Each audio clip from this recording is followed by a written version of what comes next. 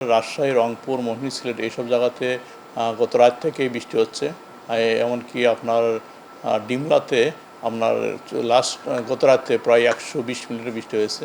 এখনও বৃষ্টি হচ্ছে, বিশেষ করে রংপুর, ময়মনসিংহ, সিলেট এইসব জায়গাতে অতি ভারী বর্ষণের সতর্ক সংকেত জারি করা হয়েছে। এটা বেসিক্যালি হচ্ছে যেহেতু ওইসব জায়গাতে মৌসুমি বায়ু অতি সক্রিয় রয়েছে এবং মৌসুমি বায়ু সক্রিয় থাকার কারণে এইসব জায়গাতে বৃষ্টি হচ্ছে।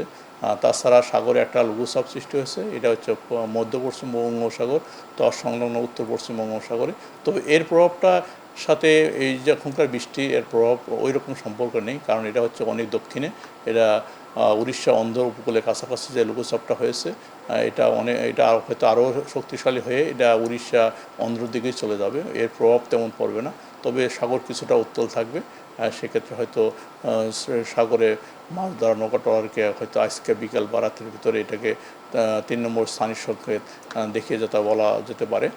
তাছাড়া মোটামুটি যে চলমান যে উত্তর অঞ্চলের যে বৃষ্টিটা, এটা মেন যে অতি ভারী বর্ষণ এটা আগামী 24 ঘন্টায় বেশি হবে। তারপরে ওইসব জায়গাতেও বৃষ্টি কিছুটা আগামীকালের পরে কমে যাবে।